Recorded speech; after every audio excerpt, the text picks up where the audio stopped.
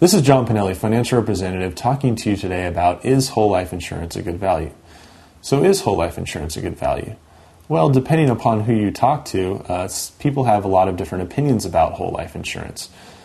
Some people, such as Susie Orman, believe that you should buy term and invest the difference.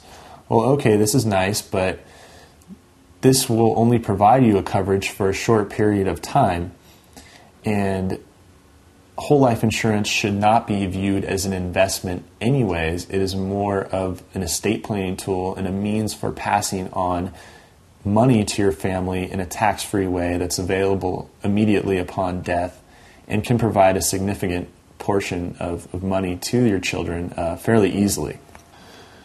There are a lot of benefits to having a whole life insurance policy. Number one is it covers you for your whole life until you die. It will guarantee that you will pass on this amount of money to your family, and the insurance amount will continually increase year after year after year. So you will have more and more and more insurance coverage without having to go through additional medical exams. In addition, whole life policies do build a cash value.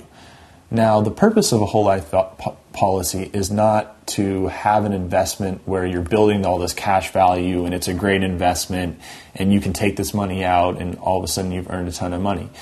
You can earn money in your cash value in excess of what you paid in premiums, but whole life insurance is typically not viewed strictly as an investment because the main reason you purchase it is to provide for your family or loved ones in the event of your death. Now, whole life will guarantee that somewhere along the line you will pass on this amount of money to your children or loved ones, and realistically this amount of money can be far, far, far more than what you've paid in premiums. So maybe over the course of 40 years you've put in $100,000 in premiums and all of a sudden your family's getting $1 million of death benefit when you pass. And this is not atypical. This is often what you would see in a whole life policy. If you look at the total premium outlay over the life of the policy and then the amount of death benefit paid upon death, typically the death benefit paid is far, far greater than the amount of premiums that you've put into the policy. Typically, if you talk to an insurance agent, they will generally guide you in the direction of whole life because they are getting more commissions. It is more expensive. And in some cases, this may be the best idea for you. In some cases, it may not.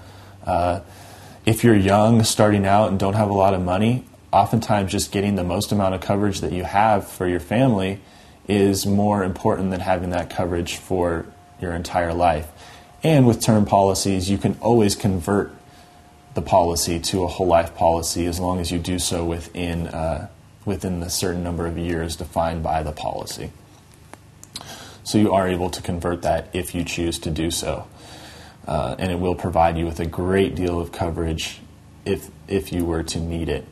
Now, in recent years, it's funny, actually, whole life insurance has outperformed, the dividends paid by whole life insurance has outperformed many of the stocks and mutual funds out there. There are companies out there with some great whole life products, companies like Northwestern Mutual, Mass Mutual, New York Life, all offer great whole life products. And what I mean by that is they will offer you more and more insurance each year, greater cash value, and basically offer you some return on your policy for what you're putting in. So it's important to look at one of these three, I would say, if you're looking at whole life coverage, because they will provide you with the best policy. Term you can find just about anywhere, and it can be very cheap as well. So this has been John Pinelli, financial representative, talking to you today about, is whole life insurance a good value?